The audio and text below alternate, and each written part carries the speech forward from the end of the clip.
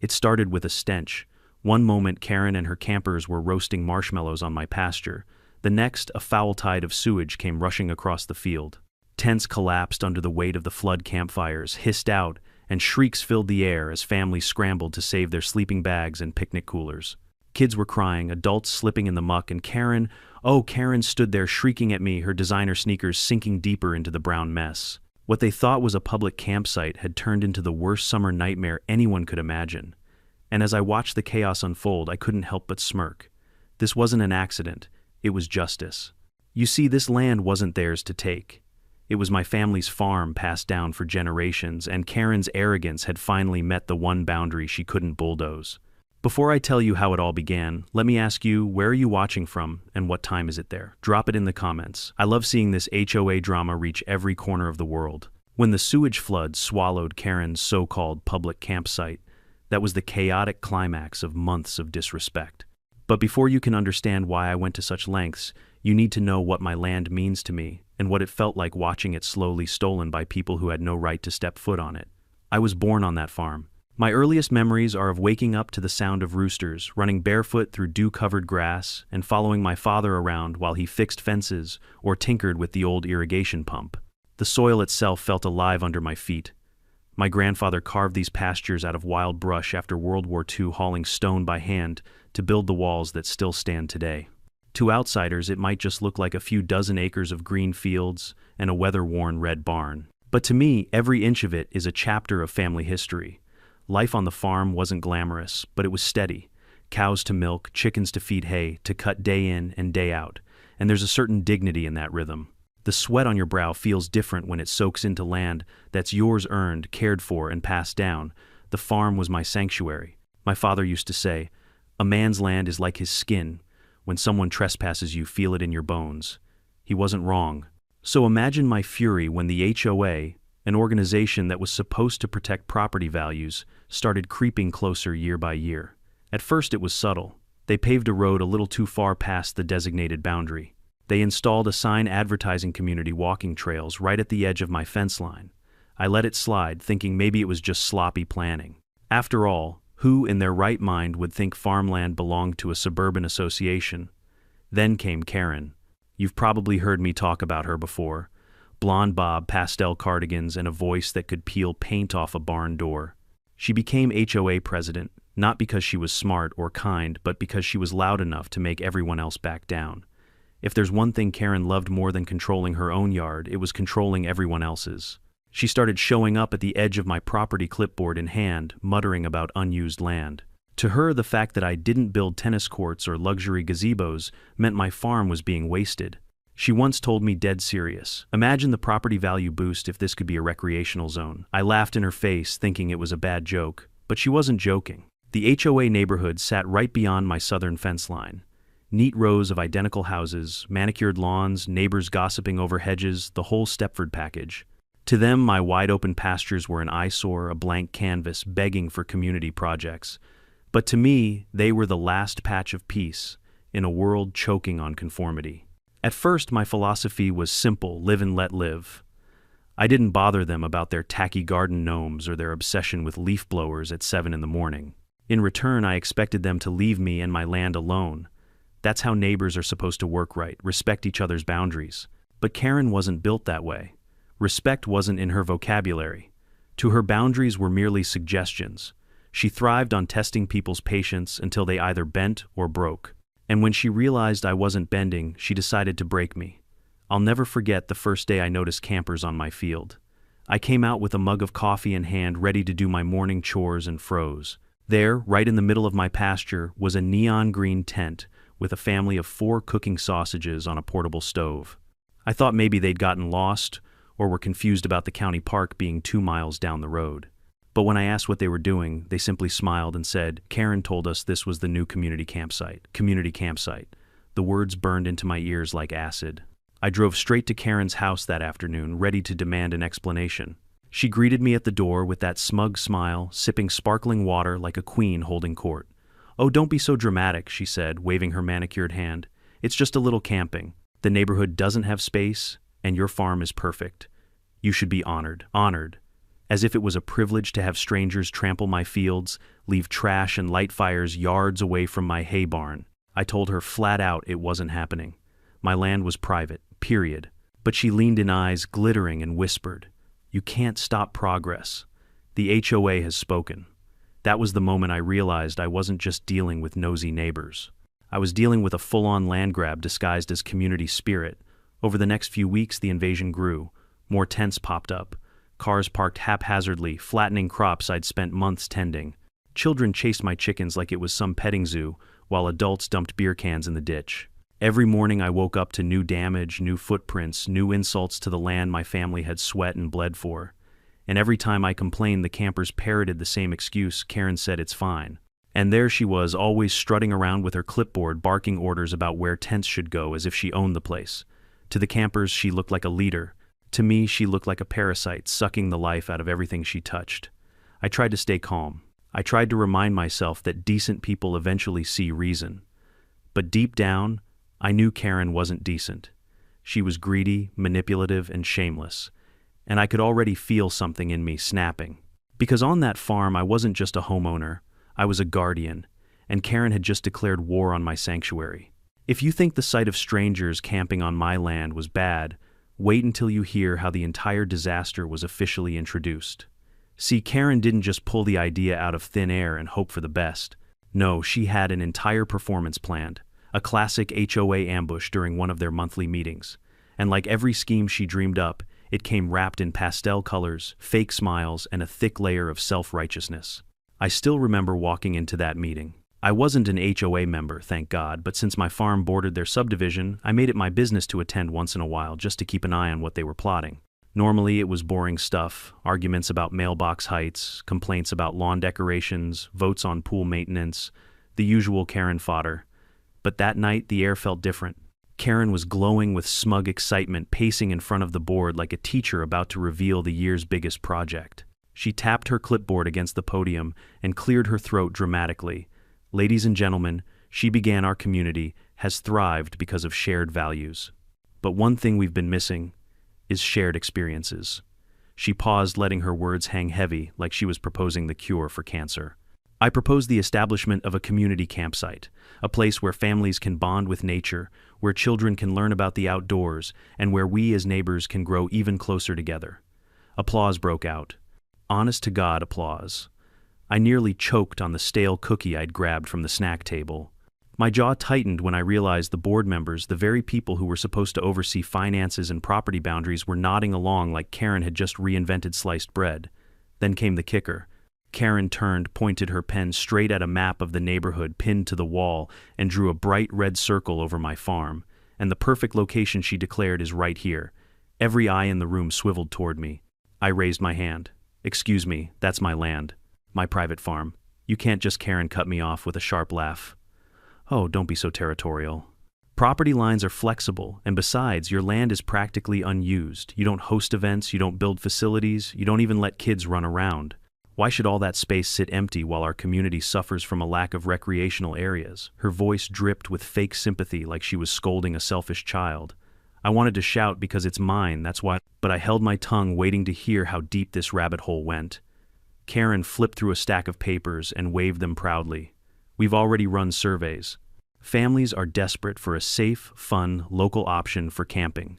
Think of the children, think of the property values. A campsite will make this neighborhood the envy of the entire county." The crowd murmured in approval. A few parents clapped harder, imagining s'mores and sing-alongs. One man even whispered, "That would save us money on vacations." I couldn't believe what I was hearing. Not one person was questioning whether they had the right to use my farm. They were only asking how quickly they could set up their tents. I stood up, slammed my palm on the table, and said, "You can't just take my land because you're too cheap to book a campground. This farm has been in my family for generations. It's not for sale, not for lease, and certainly not for a bunch of HOA busybodies with a marshmallow addiction." Gasps rippled through the room. Karen narrowed her eyes. Now. No need for hostility," she purred, though the venom in her tone was obvious. "We're not taking your land. We're simply repurposing it. Think of it as doing your civic duty. Don't you want to give back to the community? Give back. They hadn't given me a single thing unless you count headaches and trespassers." Karen's sycophants piped up next.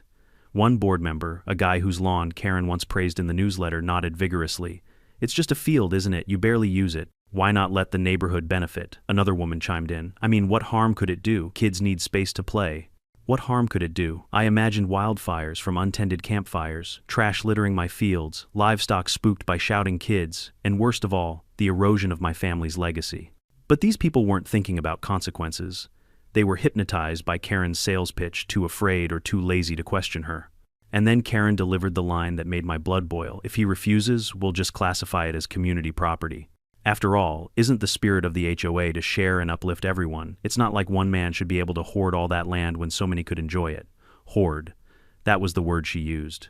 As if working dawn to dusk to maintain fences, feed animals, and keep weeds at bay was some form of selfishness. As if my sweat and my family's sacrifice were nothing but obstacles in her quest for HOA glory. I left that meeting with my fists clenched so tight my knuckles ached. The sound of applause still rang in my ears, each clap a nail in the coffin of reason. They didn't see me as a neighbor anymore. To them, I was just a stubborn old farmer standing in the way of their fun. That was when I realized Karen wasn't just testing boundaries, she was rewriting them.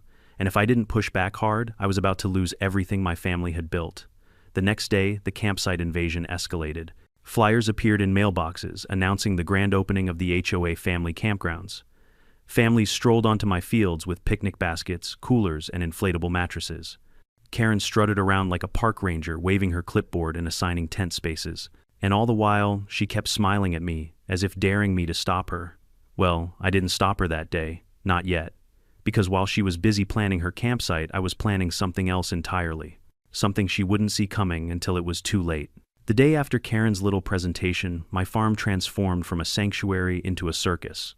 I woke up early as always, expecting to tend the animals and fix a section of fence I'd been meaning to repair.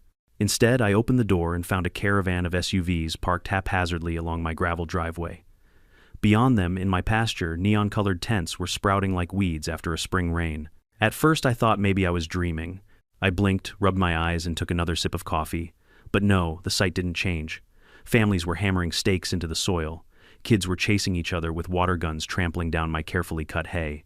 One man was unloading a full-size gas grill from the back of his truck, as if my land had magically turned into a KOA campground overnight. The stench of lighter fluid hit me before I even stepped off my porch.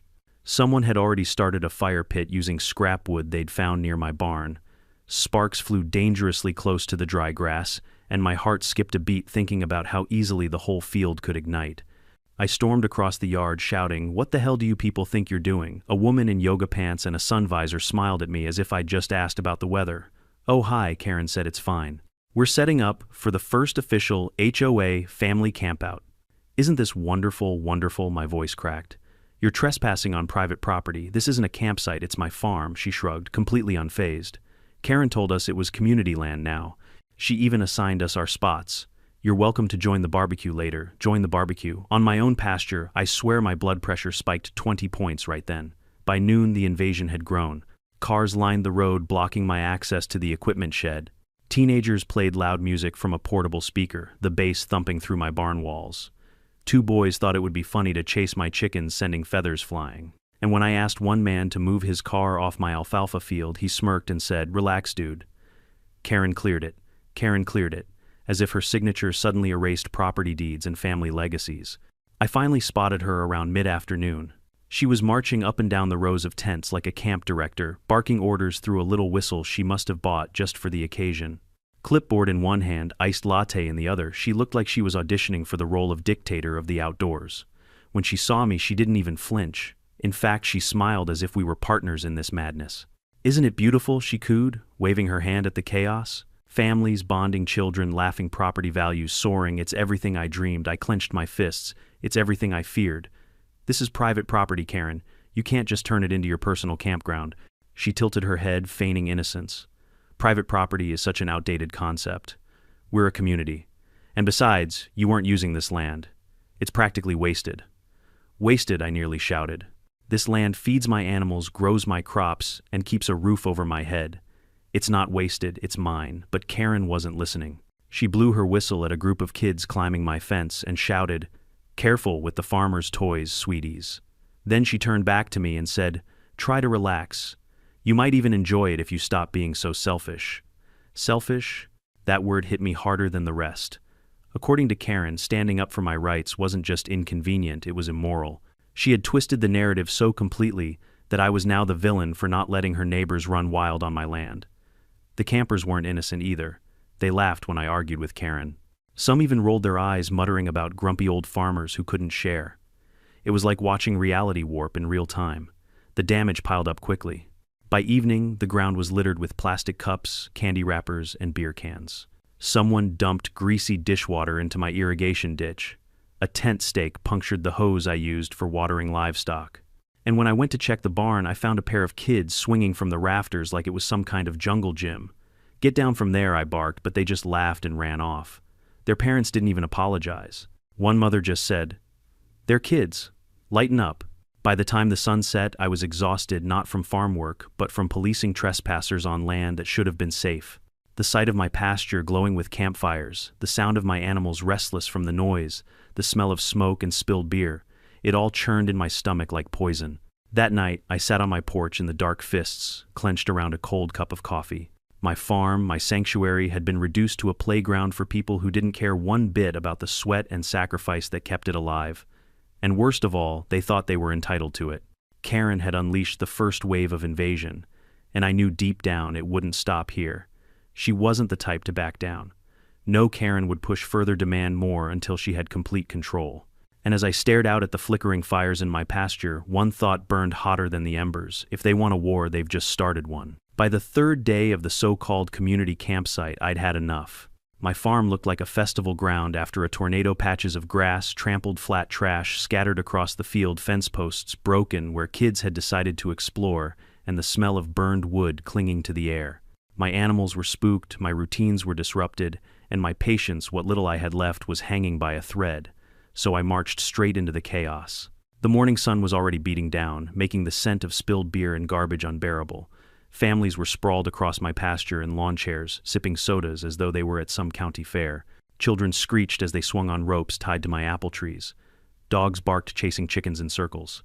And there she was, Karen at the center of it all, strutting around in her bright yellow sundress, sunglasses perched on her nose, and that cursed clipboard tucked under her arm. I didn't bother with pleasantries. I stormed up to her and snapped, "This ends today." Karen turned, lowering her shades to peer at me with mock surprise. "Well, good morning to you too, farmer.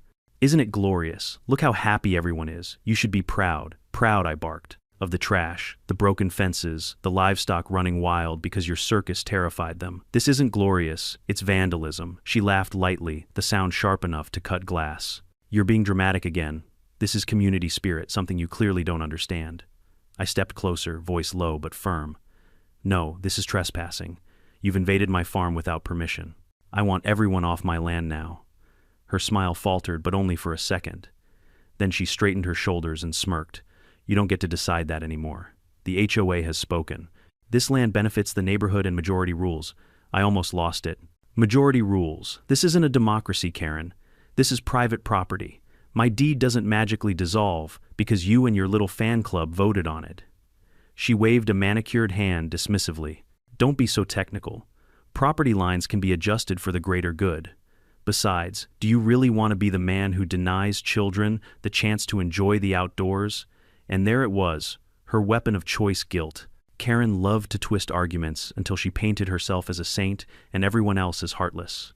She leaned in closer, lowering her voice so only I could hear. "You're outnumbered. You're just one man clinging to a field. I have the whole community behind me. Who do you think people will believe, you or us?" Her smugness was gasoline on the fire already burning inside me. I clenched my jaw and forced myself not to shout. Instead, I spoke with icy calm. "Karen, you need to understand something. This land is mine. My family built it, worked it, and bled for it. You set one more foot across this boundary and you'll regret it." She raised an eyebrow, clearly amused. "Is that a threat?" "It's a promise," I said flatly. Her laugh rang out loud enough for the campers nearby to hear. They turned to look, some snickering, others shaking their heads as if I were the unreasonable one. Karen seized the moment like the performer she was. "Oh, everyone don't mind him. Our farmer friend here is just having trouble adjusting to progress. He'll come around eventually." I felt every eye on me, mocking, dismissing, invalidating. And I realized Karen was right about one thing. In that moment I was outnumbered. The crowd was hers, not mine. so I turned on my heel and walked away before I did something reckless.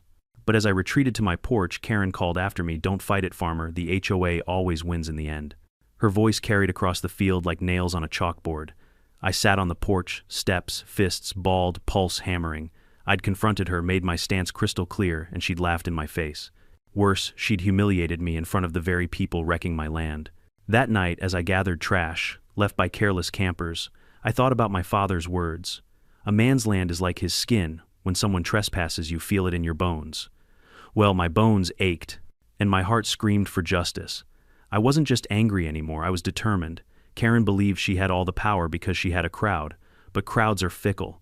They cheer when things are fun and flee when things go wrong. Karen had built her little empire on the illusion of control, and I decided then and there I would shatter that illusion in a way she would never forget. The confrontation was over. The war had officially begun. The morning after my clash with Karen, I decided I would try one more time to settle this the right way. As satisfying as it might have been to toss every tent and cooler into the road myself, I knew that could backfire. Karen thrived on drama, and she'd spin the story to make me look like the villain. So instead I picked up the phone and called the sheriff's office. "Ma'am," I said as calmly as I could manage, "there are dozens of people trespassing on my farm. They've set up tents, built fires, and they're harassing my livestock. I need officers here now." There was a pause, then the dispatcher sighed. "Is this about the HOA again?" "Yes," I snapped. "They've turned my land into some kind of campsite," another sigh. "We've received multiple calls about it already. Unfortunately, sir, the paperwork they submitted shows some kind of approval for community use. It looks like a civil dispute, not a criminal one. We can't intervene unless someone's in immediate danger." I nearly dropped the phone. "Community use. What paperwork? That's my deeded land. I understand your frustration, but you'll need to handle this through the courts." The courts. Weeks, maybe months of red tape while Karen's campers ran wild on my property every weekend. My blood boiled, but I thanked the dispatcher through clenched teeth and hung up. Fine. If the sheriff wouldn't help, maybe the county office would. I drove down to the courthouse, clutching my land deed like a lifeline. The clerk behind the counter, a young man who looked barely out of college, clicked through his computer with all the urgency of a snail. "Name," he asked. I gave it. He typed. He frowned. "Oh, yeah, I see what's going on here." The HOA submitted an application for a temporary community recreation designation on adjacent land. "Looks like someone signed off on it." My chest tightened. "Adjacent land. That's my land." He shrugged. "I don't make the rules, sir. You'll have to file a formal complaint. But keep in mind, those processes take time. You might want to hire a lawyer." I leaned over the counter, lowering my voice. "Son, do you understand what you're saying? My property has been stolen in broad daylight, and you're telling me to take a number and wait my turn." His eyes darted nervously to the security guard nearby. "Please don't raise your voice, sir. I'm just explaining procedure." Procedure. That word tasted bitter on my tongue. Procedure meant nothing while Karen was hosting barbecues on my pasture. Still, I left with a stack of forms I knew would gather dust in some office long before they made a difference. On the drive home, I called a local lawyer I'd worked with once for a property line dispute. He listened politely, then sighed. "Honestly, I've dealt with your HOA before. They have a knack for bending rules and filing just enough paperwork to muddy the waters. You'd win eventually, but litigation would cost you thousands and drag on for months. Do you really want to spend that much just to prove what's already obvious?" "Yes," I nearly shouted. "It's my land, I get it," he said gently. "But in the meantime, the court won't issue an emergency injunction unless you can prove irreparable harm, property damage, livestock injury, something concrete." I hung up without saying goodbye. Irreparable harm. What did they think trampled crops, spooked animals, and burned pastures were? By the time I pulled into my driveway, the campers were already gathering again, gearing up for another night of family fun. Karen was at the gate handing out flyers for the upcoming neighborhood camping festival, as though she'd been elected mayor of my farm. I stormed over and snatched one from her hand. In bold letters it read, "HOA Family Campground Grand Festival, music, food, fun all ages, welcome." And below that, "Location Community Pasture, formerly known as The Farm." Formerly known as The Farm. My stomach twisted. I confronted Karen right there at the gate. "This is fraud. You've falsified documents, lied to your neighbors, and stolen land that doesn't belong to you." She smirked. "Call it what you want. The HOA board approved it. The county stamped it. And the sheriff won't lift a finger. Face it, you've lost." I glared at her, my voice trembling with barely contained rage. "This isn't over. You've crossed a line, Karen, and lines have consequences." She leaned in close, her perfume, cloying, her smile poisonous. The only consequence here is that you're irrelevant. This is bigger than you. You can't fight progress. Progress. That's what she called it. Trampling over a man's life's work, desecrating his heritage, and throwing trash across his fields, all in the name of progress. That night, I sat at my kitchen table with the flyers spread out before me. My hands shook not from fear but from fury. I had tried every channel, the sheriff, the county, the courts, even a lawyer, and they all failed me. The system was designed to protect people like Karen, who knew how to manipulate rules and paperwork. It hit me then, if I wanted justice, I couldn't wait for a courtroom. I would have to deliver it myself. The farm had always provided for me, and now it whispered a solution. Beneath those fields ran an old sewage system my grandfather had installed decades ago. It was meant to handle waste from the barn and farmhouse, pumping it underground into a drainage pond. It was crude, but it worked, and it had the potential to do far more than just handle farm runoff. An idea began to take shape. A plan. A way to turn Karen's smug little campsite into the disaster it deserved to be. The legal system had failed me. The HOA had mocked me. But my farm had one last trick to play, and I was ready to use it. The day Karen organized, the so-called neighborhood camping festival, was the day my patience finally snapped in two. From the moment the sun rose, I knew something was wrong. Instead of the usual quiet cluck of my hens and the rustle of wind through the fields, I heard engines rumbling. Not one or two cars, dozens. By the time I walked to the edge of my driveway, the road was clogged with SUVs, minivans, even a rented U-Haul. They spilled into my pasture like ants onto a picnic, unloading tents, coolers, folding chairs, and inflatable mattresses. By mid-morning, my farm no longer looked like farmland. It looked like the state fair had crashed into a landfill. Bright tarps fluttered in the wind. Someone had set up a bounce house on my alfalfa. A portable stage was being assembled for a local band showcase, according to the flyer. Kids ran wild, tearing through my crops, as if the rows of corn were just another playground.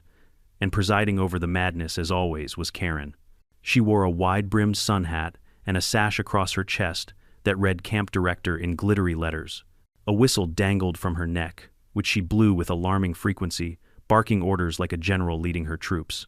Tents go over there, keep the firewood stacked neatly. Remember, folks, this is our community's land now. Treat it with pride. The audacity was breathtaking. She wasn't just borrowing my farm, she was erasing me from it. I stood on my porch for a long moment, my hands trembling around my coffee mug.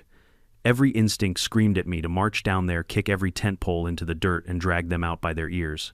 But another instinct whispered, wait. Let them dig their hole deeper. The bigger the mess, the harder the fall. By noon, the festival was in full swing. Smoke from barbecues drifted into the sky. Music blared from oversized speakers. Karen stood on the stage, microphone in hand, delivering a speech, dripping with self-importance. Today marks a new chapter in our community's history. She announced, her voice echoing across the pasture. Thanks to the vision of your HOA board and the generosity of our neighborhood, we now have a family campground for all to enjoy. Generosity. My jaw dropped. She was acting as though I had given her the land out of kindness, as though she hadn't stolen it through lies and arrogance. She continued, this isn't just about camping. This is about unity, about creating memories, about proving that when neighbors come together, anything is possible. The crowd cheered, waving plastic cups in the air. I swear I could feel my ancestors rolling in their graves. I walked through the chaos, noting every detail. Beer cans scattered near the barn. A group of teens carving initials into my apple trees. A tent pitched so close to the chicken coop that feathers coated the ground. One man was dumping the greasy remnants of his grill directly into my irrigation ditch. Each offense was a knife in my ribs. Finally, I found Karen near the stage. She was sipping lemonade, laughing with a cluster of admirers. I marched up and said loud enough for everyone nearby to hear, Karen, this stops now. You've gone too far. She turned slowly, her smile sugary, sweet. Oh, hello, farmer. Isn't it magnificent? Look at all these happy families. You must be so proud to host. Host, I snapped. I never agreed to this. You're trespassing, destroying my farm, and lying to these people. Gasps rippled through the crowd. Karen put a hand to her chest, feigning shock. Why, that's a terrible accusation. I've done nothing but organize a safe, wholesome event. Everyone here knows this land was underutilized. I merely gave it purpose. Purpose. My voice shook with fury. This land already had a purpose, feeding my animals, supporting my family, preserving the legacy my grandfather built with his bare hands. And you've reduced it to a trash heap. Karen smirked. "Oh, don't be so dramatic. A few tents, a little music, it's hardly the end of the world." She leaned in close, her voice dropping to a whisper. "Face it, farmer. The HOA has outvoted you. You're just one man, you can't win." That was it, the breaking point. I didn't shout, I didn't threaten, I simply looked her in the eye and said very calmly, "You'll regret this." She laughed loud and shrill. "You're all bark and no bite."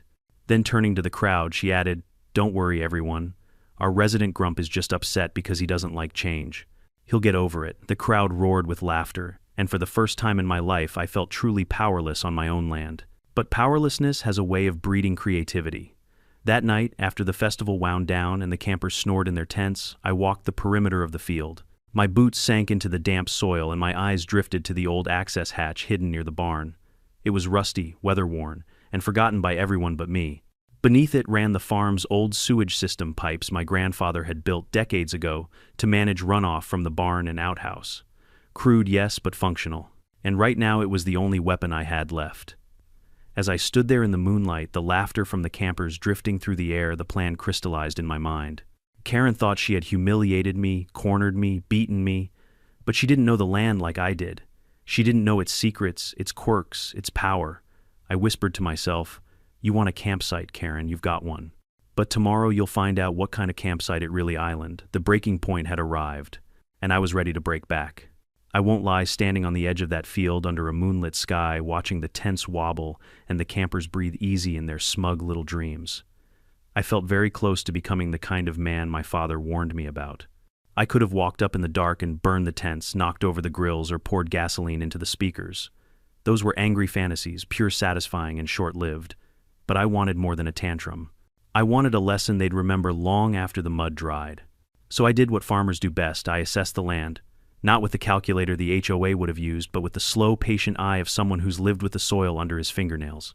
I walked the rows, traced the fence lines, and listened for the small telling sounds that city folks never hear: the burble of a buried drain, the hollow echo under a low patch of ground, the whisper of water where a ditch ran.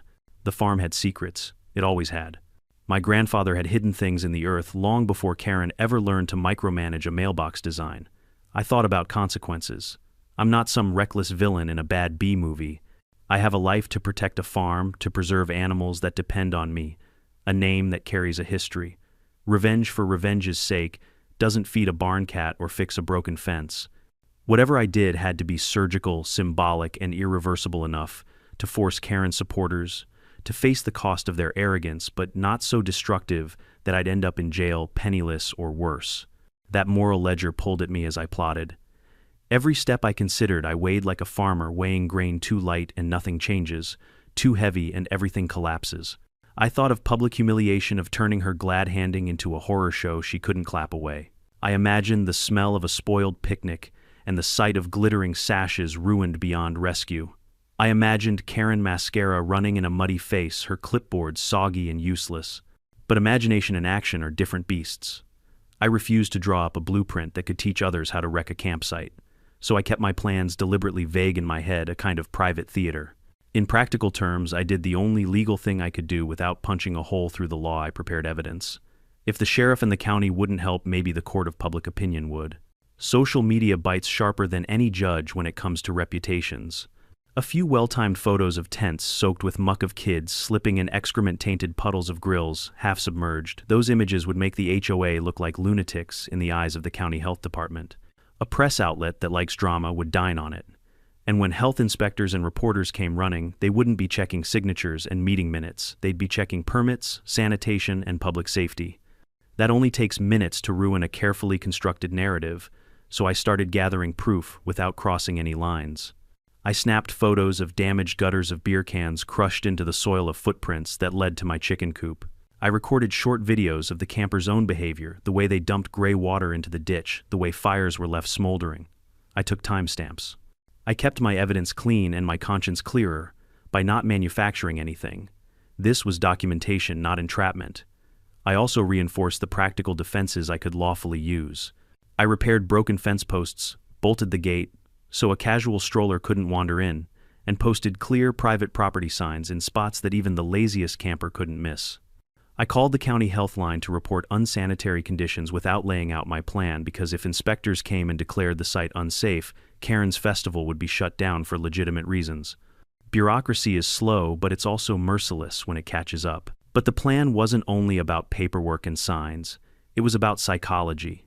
Karen thrived on spectacle. The more people applauded her, the more she believed in her invincibility. To topple that, I needed the crowd to turn on her. People abandon leaders who cost them comfort. Make camping uncomfortable enough, make it stinky, unsafe, inconvenient, and the applause will turn to complaints. And once the crowd murmurs against her, the board will slice her down to size. So I started playing a long game. I whispered to a few neighbors who were on the fence, reminding them how quickly property values can sink when a place smells like a poorly run campground. I reached out to an old friend at the local paper, subtly nudging him about a community versus private property human interest angle. I flagged photos to a county inspector's office with a dry note, possible public health violation at temporary campsite requesting evaluation. I didn't instruct anyone to do anything illegal. I just shone a light where Karen had tried to work in the dark. At night, when the farm was silent, I walked the perimeter again and rehearsed the moment I would eventually step out from the shadows. I pictured the scene, Karen mid-prance, glossy microphone in hand, the camera lights catching her smile, and me calmly walking to the microphone, not with a pitchfork, but with proof. I would speak in public, not in anger, and reveal what her community had cost my land.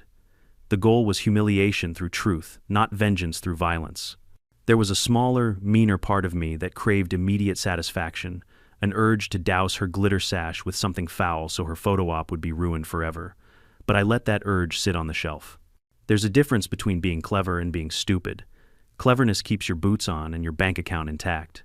In the quiet hours before dawn, I dug a little deeper, metaphorically mostly, into the farm's history and the HOA's meeting records. I found gaps, inconsistencies, and a signature that didn't quite match. It wasn't definitive proof of fraud, but it was a breadcrumb trail. I saved copies. I made notes. I planned where to present them.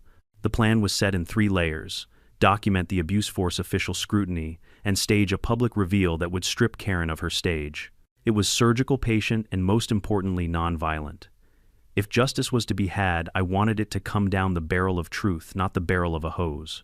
I slept little that night, not because I feared jail, but because I was excited. There is a strange joy in outsmarting someone who thinks they're smarter than you. The farm hummed around me, satisfied at the prospect of being defended. My hands calloused, steady felt ready. Tomorrow things would change.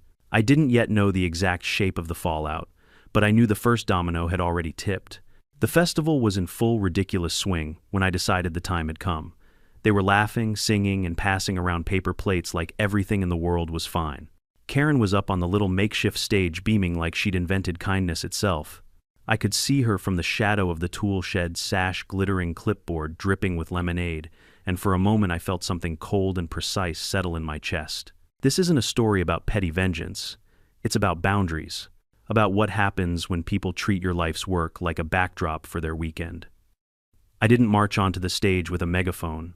I didn't hurl insults or pull down tents by hand. I walked to an old rusted hatch. I alone knew where to find the one that had been hidden behind a stack of forgotten pallets for years. I lifted at the metal, squealing a rusty protest, and for the first time in my life I felt like a man carrying out what his family had taught him: defend what's yours. What happened next was quick and ugly, and I'll spare you the technical nitty-gritty because this isn't a how-to manual.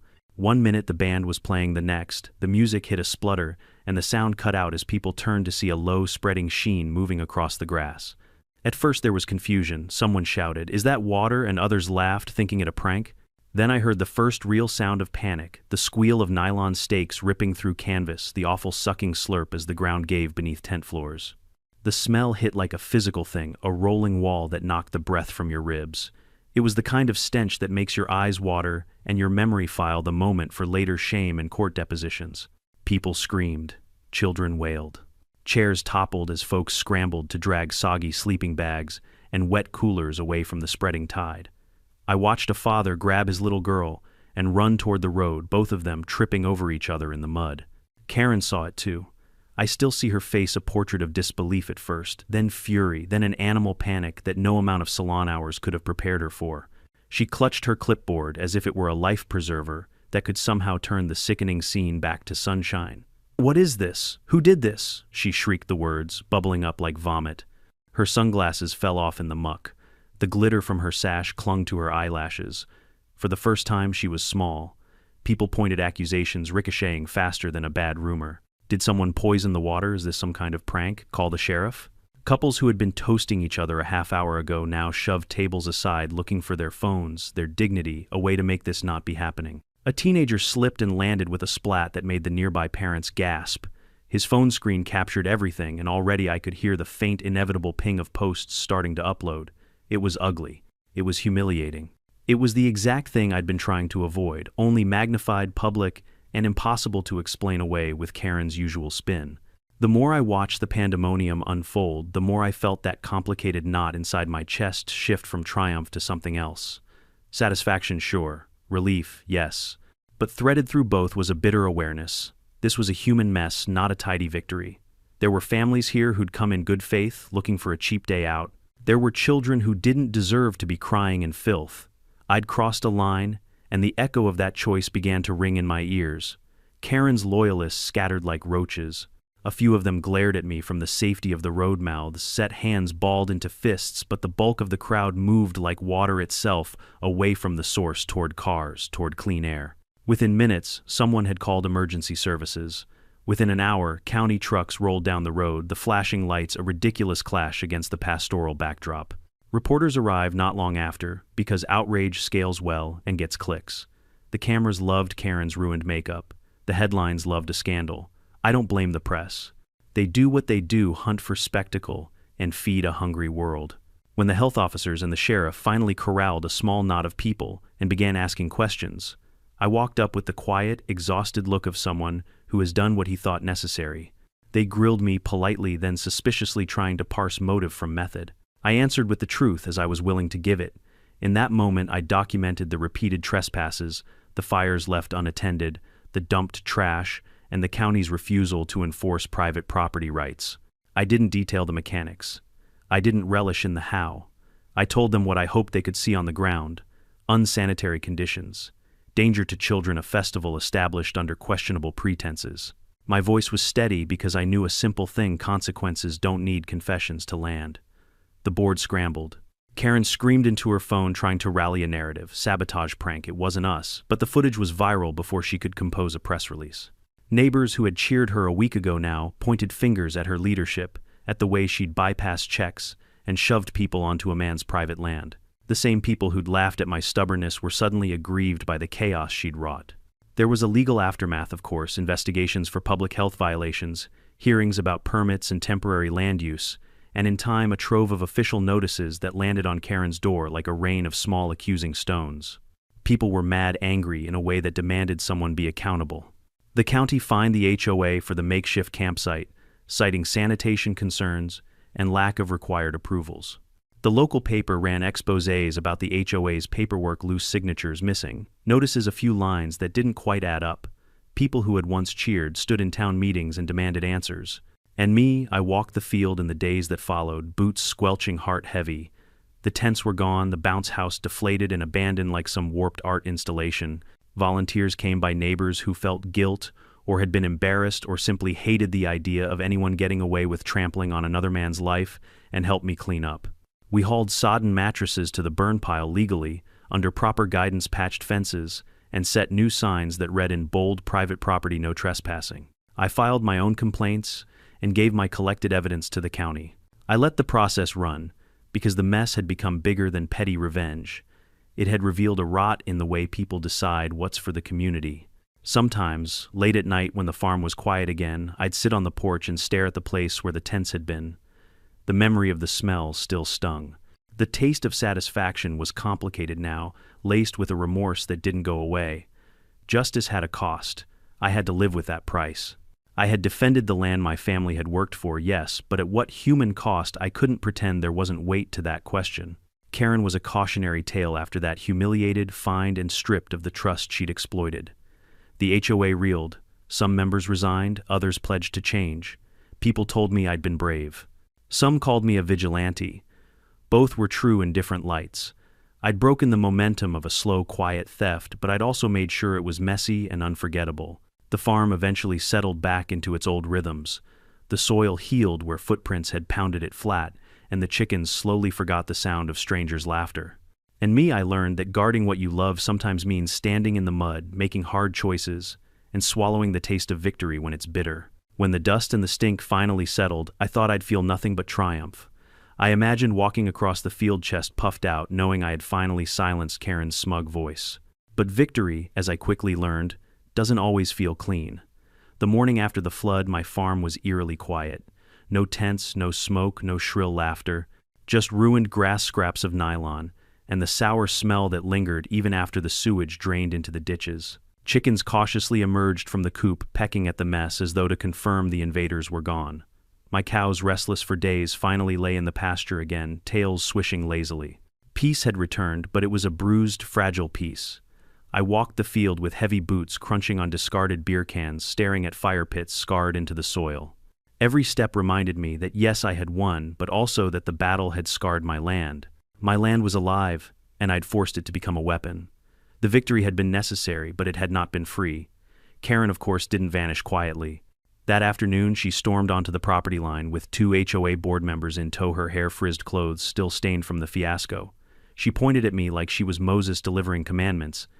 "You'll pay for this," she shrieked. "This is vandalism, sabotage, terrorism. We'll sue you into the ground." I just stood there, leaning on my fence post, calm as a stone. Sue me with what, Karen? Your reputation, your board's imaginary paperwork. The sheriff already saw what happened. So did the county inspectors. And so did the cameras. Your own people were waving around while they slipped in the muck. One of the board members shifted uncomfortably. The other muttered something about needing to review liability. I could already see it, their loyalty to Karen evaporating like rain on hot asphalt. They weren't leaders. They were followers, and she was no longer someone worth following. Within a week, the fallout was everywhere. Local news ran the footage under the headline, "HOA Festival Ends in Sewage Nightmare." Clips went viral, Karen screaming, kids wailing, tents collapsing. Comment sections were merciless. Play stupid games, win stupid prizes. That's what you get for trespassing. Why does every HOA have a Karen? The county fined the HOA thousands of dollars for health violations, improper use of land, and false filing of permits. The board, under pressure, forced Karen to step down as president. At the next meeting, neighbors shouted her down when she tried to defend herself. Someone even slapped a sticky note on her chair that read "Queen of Crap." She avoided me in public after that, but every now and then I'd catch her glare from across the grocery store aisle, her cart piled with organic kale, as if clinging to appearances would save her. But the fire in her eyes had dimmed. She wasn't untouchable anymore. She wasn't feared. She was pitied and mocked. The farm healed slower than Karen's reputation crumbled. With the help of a few decent neighbors, folks who admitted they'd been duped by her charm, I reseeded the damaged fields, patched the irrigation lines, and rebuilt the fences. One neighbor even brought over his teenage son every weekend for a month to help clean up, muttering apologies as they hauled off the garbage. I didn't forgive easily, but I respected effort. The strangest part was how quickly people turned on the HOA as a whole. For years, they tolerated Karen's overreach fines for lawn heights, threats about paint colors, demands for dues. Now, after watching her fall, they started asking questions they should have asked long ago. Why were they paying so much? Why were they letting one woman dictate every aspect of their lives? I heard rumblings of petitions, of splinter groups, forming even of folks planning to move just to escape HOA tyranny. Maybe Karen hadn't just destroyed her own reputation, maybe she'd planted the seed of rebellion that would topple the whole thing. As for me, I settled back into the rhythm of farm life. Morning chores, evening sunsets, the quiet dignity of knowing the land was mine again. But something inside me had changed. I wasn't the same man who let things slide, who trusted that reason would prevail. I had seen how fragile rights can be when bullies shout loud enough. I had learned that sometimes you can't wait for the sheriff or the county or the courts. Sometimes you have to stand up even if your methods aren't pretty, even if the cost is high. One evening, I sat on my porch as the sun dipped low, painting the fields gold. A friend from town stopped by, leaned on the railing, and said, "Heard you gave them a taste of their own medicine." I didn't answer right away. I just looked out over the land, breathing in the smell of fresh hay, and finally said no. I gave them a taste of consequences. Because that's what it really was. Not vengeance, not spite, consequences. For trespassing. For arrogance. For thinking one woman's ego was bigger than another man's legacy. Karen learned the hard way that when you mess with someone's home, you're not just poking at property lines. You're poking at history, pride, and survival. And sometimes those things bite back. The farm is quiet now, the kind of quiet that hums with resilience. And if anyone ever asks me what happened, I just smile and say, play stupid games, win sewage prizes. If there's one truth I took from all this, it's that boundaries matter. Not just fences or property lines, but personal boundaries, the lines you draw around your dignity, your work, your heritage. When people cross those lines without respect, you have a choice. You can let them keep walking, or you can stand firm. And standing firm doesn't always look heroic. Sometimes it's messy, sometimes it's uncomfortable, but it's necessary. We live in a world where bullies thrive on intimidation and manipulation, where loud voices drown out reason. But loud isn't the same as right. And when you let someone trample your boundaries once, they'll keep doing it until there's nothing left. The lesson: don't wait for permission to defend what's yours. Don't wait for a committee to validate your worth. Stand tall, even if you stand alone. I'll admit my way wasn't perfect. It wasn't clean or noble, but it was effective. And more importantly, it reminded me and everyone watching that arrogance has a cost. Karen thought she could rewrite history and ownership with a whistle and a clipboard. Instead, she ended up rewriting her own story from queen bee to cautionary tale. So, if you're facing your own Karen, remember you're not powerless. Your voice matters, your story matters, and your boundaries matter. Defend them. And before you click away, drop a comment below. Tell me where you're watching from, and if you've ever faced a Karen of your own. And of course, hit subscribe, because trust me, there are plenty more HOA stories where this came from.